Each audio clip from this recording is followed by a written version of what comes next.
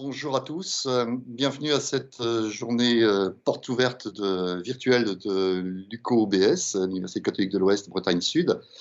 Je me présente, donc je m'appelle Hervé Lebart, je suis le responsable de ce département STAPS et je suis en ligne avec Dorian, un étudiant de première année qui va mener avec moi cette présentation.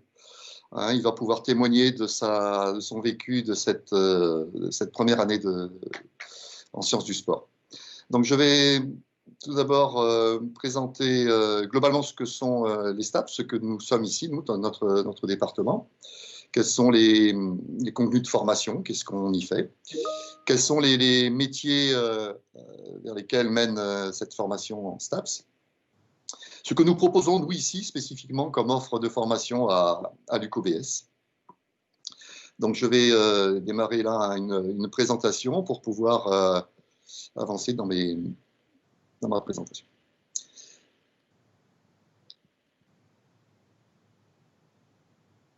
Donc, ce que sont les STAPS, c'est les sciences et techniques des activités physiques et sportives, communément appelée par les lycéens parfois la fac de sport. Donc moi, j'insiste beaucoup sur cette présentation. Ce sont avant tout des études scientifiques. Ce sont la faculté de sciences du sport. Donc dans ma présentation qui va suivre, vous verrez effectivement que la majorité, pratiquement la moitié des contenus de formation concernent les sciences humaines et sociales et les sciences de la vie appliquées à l'activité physique et sportive. Donc notre université... notre département STAPS, c'est un jeune département qui a ouvert en septembre 2016, donc ça fait maintenant 4 ans. La première promotion est sortie l'année dernière.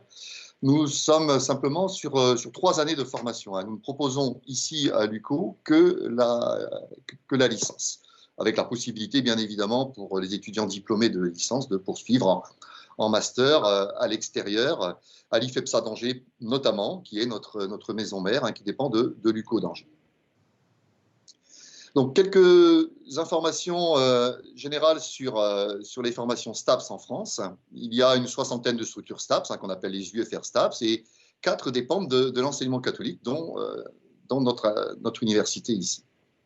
Alors, quelques chiffres sur l'organisation des études. Alors, 3 années pour faire une licence, avec environ, ça c'était les chiffres de l'année 2017-2018, presque 62 000 étudiants en tout, en STAPS, dont 24 500 en première année, et vous voyez les chiffres, ils passent à 12 300 en deuxième année, ce qui montre le caractère extrêmement sélectif de la première année. En effet, il s'avère que beaucoup d'étudiants rentrent en STAPS et se trompent un petit peu et sont en échec en première année, puisque vous voyez ici qu'il y a 50% à peu près des étudiants qui se retrouvent uniquement en deuxième année. Alors ce n'est pas le cas chez nous, puisque nous, à l'UCO, nous avons environ 85% de réussite en première année. Alors, que sont ces études STAPS? Elles sont qualifiées souvent de formations pluridisciplinaires, avec pour 500 heures année environ sur la première année, 200 heures consacrées aux sciences humaines et sociales et sciences du vivant, on va rentrer dans le détail tout à l'heure, 180 heures liées aux activités physiques, sportives et artistiques, qu'on appelle les APSA. Par exemple, chez nous, à l'UCO, 10 activités sont enseignées au cours de la première année. Le troisième domaine de formation, c'est le domaine de la formation en méthodologie universitaire et en professionnalisation. Ce qui fait qu'un étudiant STAPS, en moyenne, a environ 25 heures de cours par semaine.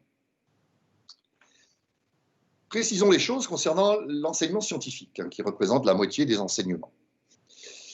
Des sciences humaines et sociales, pour connaître les caractéristiques du fonctionnement des pratiquants sur le plan psychologique, anatomique, physiologique, mais aussi comprendre le phénomène sportif sous le plan économique et juridique. Qu'est-ce que le sport dans la société française actuelle ou européenne, et d'où vient-il? Comment il a été déterminé sociologiquement ou historiquement? Alors, Dorian, peut-être peux-tu témoigner un petit peu des enseignements scientifiques que tu as vécu cette année en première année? Alors, donc les sciences, il y en a 2 au premier semestre qui changent pour le second. Donc le premier semestre, on a eu du droit et donc de la sociologie. On a eu ces sciences que pendant un seul semestre, et ça a changé donc pour l'économie et l'histoire du sport. Autrement, donc l'anatomie, la physiologie et la psychologie, elles restent durant toute l'année de L1. Donc, c'est des sciences qui sont assez complexes. Il y a un très long suivi donc toute l'année. Donc, elles nous servent à comprendre vraiment les sciences humaines, donc le contact, comment une personne peut évoluer, mais aussi comment le corps humain fonctionne. Donc, on a vraiment l'aspect global donc, des sciences humaines et des sciences sociales, ce qui est vraiment très intéressant pour notre futur métier. Donc, que ce soit dans le professorat ou dans la rééducation, on a toujours un contact humain et fonctionnel. Donc, ça nous aide vraiment pour notre futur métier.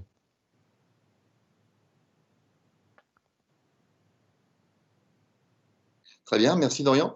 Donc, je continue la présentation en allant cette fois-ci vers le domaine important, bien évidemment, de formation, que sont les activités physiques et sportives.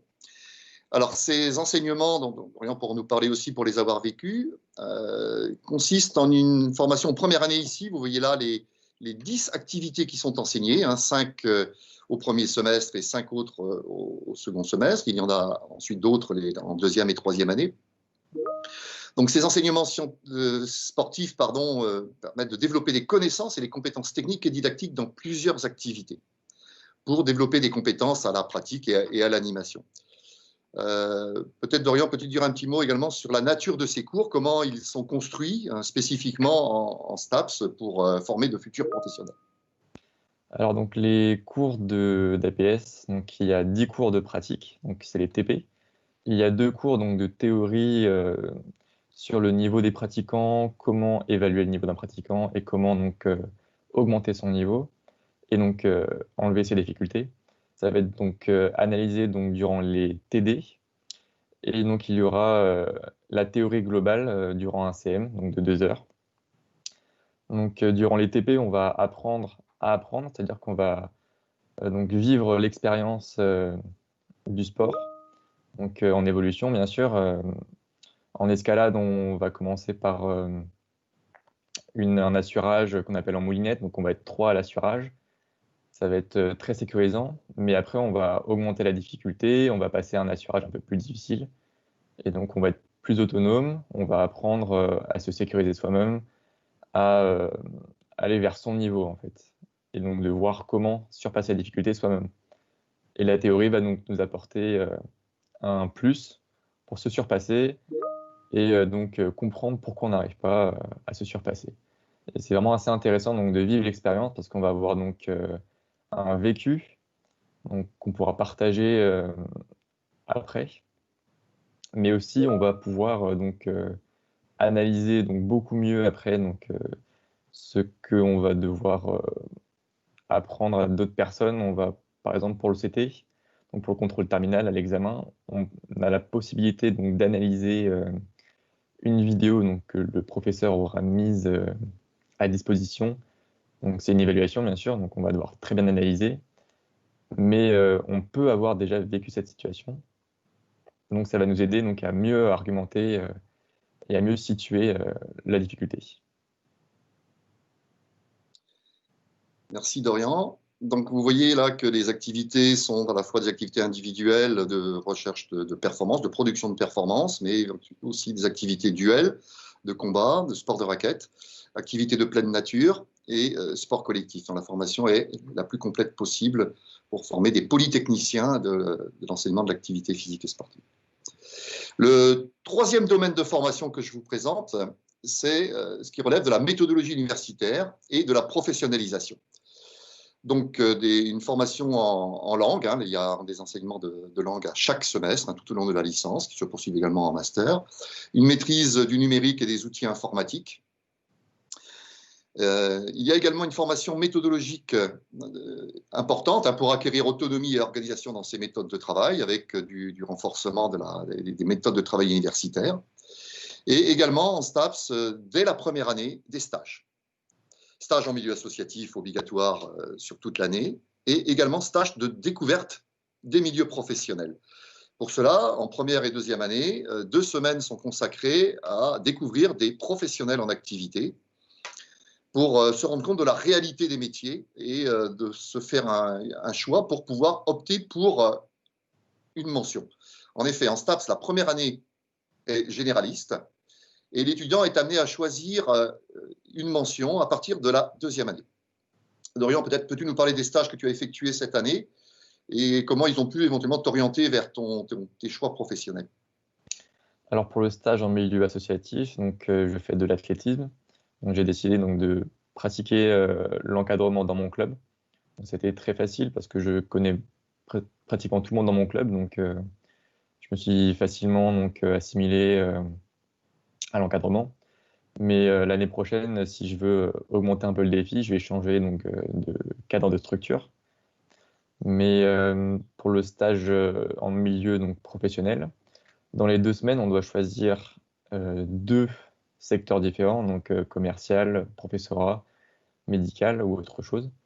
Donc j'ai choisi le professorat, je suis allé dans mon ancien lycée, donc avec une professeure collège-lycée. Donc j'ai encadré avec elle durant une semaine. Et pour l'autre semaine, je suis allé dans le secteur donc, commercial. Je suis allé à Intersport, donc j'ai découvert le métier de commerçant dans le sport, donc ce qui est très technique aussi. Et donc, au-delà des stages avec la méthodologie universitaire, donc l'anglais et l'informatique, donc c'est très professionnalisant. Donc l'anglais pour l'international, mais la méthodologie universitaire, on apprend à faire une synthèse, ce qui nous sert beaucoup pour les examens, mais on apprend aussi pendant un semestre à être à l'aise à l'oral, donc autant pour nos présentations à l'école, mais aussi pour, pour donc, notre métier. Il faut être à l'aise donc, avec le client, les élèves ou d'autres personnes. Donc, c'est bien d'avoir quelque chose pour nous immerger dans le milieu professionnel. Merci Dorian. Donc ici, un camembert, comme on peut appeler ça, qui nous montre la répartition des heures de cours en première année STAPS à l'UCOBS. Mais c'est pratiquement la même chose dans chaque UFR. Donc ici, vous avez la répartition des heures de cours. Vous voyez que les sciences du vivant accumulées avec les sciences humaines et sociales représentent 40% des heures de cours, 35% pour les cours pratiques d'activité physique sportive, 10% pour la théorie sportive et 15% pour la méthodologie, le numérique et les stages. Si on regarde plus précisément ici maintenant la répartition des coefficients, j'insistais beaucoup tout à l'heure sur le caractère scientifique, vous voyez que 50% des coefficients de validation représentent les sciences. Et la pratique sportive, qui, elle, représentait 35% du temps, représente en fait 16% de la validation. Donc il faut avant tout avoir l'esprit scientifique au sens de la curiosité de la connaissance, l'actualisation des connaissances, bien évidemment, la passion du sport est une nécessité et une bonne condition physique est nécessaire pour pouvoir suivre ces études qui sont assez originales en ce sens. Un petit mot ici sur les conditions d'admission en première année. Le seul moyen, c'est par Parcoursup. Je pense que les lycéens qui nous écoutent ici ou qui regarderont cette visio se sont inscrits sur Parcoursup pour rentrer chez nous ou ailleurs. C'est une filière sélective puisque nous ne prenons que 60 places. Nous avons un nombre restreint ici et nous restons à taille humaine, comme on dit souvent. Le plus important, c'est d'avoir un bon niveau général scolaire, puisque 70% à peu près de l'évaluation initiale qui sert au classement des candidats repose sur ce niveau général scolaire. Nous accordons beaucoup d'importance aux appréciations des enseignants, la fiche à venir notamment, qui est remplie par les professeurs et le directeur de l'établissement ou la directrice. Nous prenons en compte, bien sûr, les compétences sportives et d'animation. Quel est mon niveau sportif, quel est mon vécu sportif, et est-ce que je suis déjà engagé dans l'animation sportive, est-ce que j'ai déjà passé quelques diplômes. Cela peut servir en fait de plus-value pour rentrer chez nous. Alors, ce que nous proposons ici particulièrement, avec le nombre restreint d'étudiants, nous avons des modalités d'accompagnement que nous essayons de rendre les meilleures possibles de façon à permettre la réussite de tous nos étudiants. Avec des contrôles continus précoces et fréquents, qui arrivent très très tôt dans le début d'année, pour donner de l'information en retour sur le travail de l'étudiant, des enseignements de renforcement en expression française et en langue. Nous prenons soin d'avoir aussi un suivi individualisé, avec des entretiens pour les étudiants en difficulté à l'issue du premier semestre. Nous avons mis en place également depuis 2 ans maintenant un tutorat entre des étudiants de 3e année qui accompagnent des étudiants de première année, sous forme de tutorat. Et nous proposons pour des sportifs de haut niveau des conditions d'accueil avec des possibilités de changement de groupe, des sessions spéciales d'examen, des aménagements horaires pour leur permettre de poursuivre leur entraînement de haut niveau. Alors l'offre de formation, maintenant, je vais passer sur ce dernier point. Eh bien, comme je disais, alors les diplômes que nous délivrons ici ne sont pas des diplômes privés, ce sont des diplômes d'État. Nous sommes en convention avec l'Université de Nantes, puisque notre maison mère, je disais, à l'IFEPSA d'Angers. La maquette de formation propose 3 des mentions STAPS, à savoir la mention éducation et motricité, la mention APAS, activité physique adaptée et santé, et la mention management du sport. Mais cette mention management du sport n'est pas proposée ici sur le site de Vannes. Et nos étudiants peuvent donc, après une première année chez nous, aller poursuivre cette formation management à Angers. Rentrons dans le détail maintenant de ces différentes mentions. La mention éducation et motricité. C'est celle qui permet de mener vers le professorat d'éducation physique et sportive. Sachant que pour être professeur d'éducation physique, il faut ensuite poursuivre en master. Le concours va être positionné maintenant en 2e année de master à partir de l'année prochaine. Donc cette formation au professorat d'éducation physique est initiée quand même déjà maintenant chez nous dès la 2e année pour pouvoir anticiper au regard des enjeux de formation. Cette mention éducation et motricité permet aussi d'aller vers le professorat des écoles, en allant ensuite en master premier degré. Master MEF, métier de l'éducation et de la formation, premier degré. Et cette licence éducation et motricité STAPS est tout à fait adaptée pour aller vers le professorat des écoles, puisque nous proposons en 3e année un parcours spécifique avec des enseignements particuliers préparant à ce concours. Nous avons également un sous-parcours dans l'éducation et motricité qu'on appelle EDS, éducateur sportif, qui permet d'aller vers le métier d'éducateur sportif ou d'entraîneur sportif. La deuxième mention qui est dispensée chez nous à partir de la 2e année, c'est donc la PAS, l'activité physique adaptée et santé, qui permet d'aller vers les métiers de la prévention santé, de la rééducation, de la réadaptation, pour travailler auprès de personnes en situation de handicap, personnes souffrant de maladies chroniques, les personnes âgées et les seniors, donc former des professionnels vraiment adaptés pour la spécificité de ces publics. Enfin, le parcours, plutôt la mention management du sport qui est dispensée à l'IFEPSA, pour aller vers des métiers de l'événementiel sportif, agent de développement, ou responsable également dans les activités commerciales, dont parlait tout à l'heure Dorian, donc chez des équipementiers, comme vous pouvez voir ici, certaines enseignes. Il est également possible, avec une formation STAPS, d'aller, et plusieurs étudiants choisissent cette voie, de se diplômer à Bac+3 en licence STAPS, et d'aller vers les métiers de la gendarmerie, de l'armée, ou les métiers comme les pompiers, les métiers du secourisme. Voilà donc pour cette présentation de notre licence STAPS. Vous voyez des métiers divers et variés qui correspondent à différentes activités professionnelles. Peut-être, Dorian, aurais-tu, avant de conclure, quelques informations à donner ou des conseils à donner aux lycéens qui voudraient s'engager dans ce type d'études?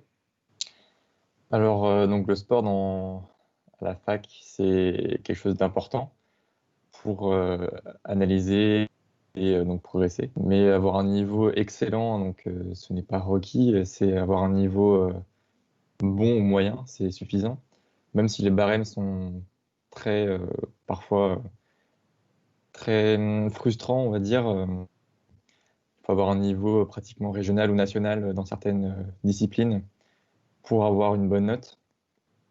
Donc, si on a de très bonnes notes au lycée, ça ne signifie pas qu'on va avoir de très bonnes notes en sport, en STAPS. Mais on peut ne pas avoir de bonnes notes en sport et avoir de très bonnes notes donc, en sciences et réussir totalement son année. Donc, c'est un facteur à prendre en compte si on n'est pas très sportif, certes, il va falloir s'améliorer, mais les sciences sont là donc pour relever le niveau. Et donc, c'est une formation scientifique. Et donc, au-delà d'avoir une vie d'étudiant, la vie d'étudiant, donc c'est forcément aussi la formation, mais la vie étudiante aussi. Donc, je fais partie d'une association, donc c'est l'ADS, l'association des STAPS. Donc, il y a 2 associations à l'UCOBS. L'ADE, qui est l'association des étudiants, qui fait donc des événements pour toutes les filières, donc STAPS y compris, on peut y participer, comme un gala, une journée des talents. Et donc les STAPS, on a une association, on fait surtout des événements autour du sport. Donc on a organisé donc, tous les jeudis soirs à partir de février des footings. On a organisé un tournoi d'e-sport avec FIFA. On a loué des télés, donc on s'est mis dans la cafétéria, on a fait une très bonne soirée. Après, on a fait des pulls, on a fait beaucoup de choses. Donc, n'hésitez pas à vous investir dans une association, c'est très plaisant. On est très actif dans la vie étudiante. On a l'impression on est très épanoui en fait dans la vie étudiante. On participe à beaucoup de choses. On a l'impression de rien rater, donc c'est très plaisant. Merci Dorian pour tes témoignages. Une question est posée ici concernant le taux de réussite à l'UCOBS. Eh bien, comme j'ai pu le dire tout à l'heure, le passage de la première, deuxième année est de l'ordre de 85%, 85 à 90%. Hein, c'est un taux relativement important par rapport aux autres STAPS. Hein. Ceci peut s'expliquer donc par l'effectif restreint que nous avons, hein, 60 étudiants en première année, hein, deux groupes, 2 classes de 30, avec un suivi très, très serré et un accompagnement hein, qui permet ce taux de réussite. Le temps de travail personnel, voilà une question qui est posée. Alors, j'ai parlé tout à l'heure à peu près d'une moyenne de 25 heures de cours par semaine. Donc, on estime hein, pour une réussite à un étudiant, il faudrait une vingtaine d'heures de travail personnel, ce qui mène environ à une quarantaine, 40 à 45 heures pour bien jouer son rôle d'étudiant, hein, faire ce métier d'étudiant. Alors, une information aussi concernant notre campus. Hein, nous avons au sein de notre campus ici universitaire une salle de sport qui est en rénovation et qui va être opérationnelle, on l'espère, à la rentrée prochaine, avec une grande salle de sport avec mur d'escalade et salle multi-activités pour rendre meilleures encore les conditions d'accueil de nos étudiants hein, qui sont pour l'instant obligés d'aller dans les salles qui sont en extérieur. Donc là, on aura des conditions d'accueil encore meilleures à la rentrée prochaine.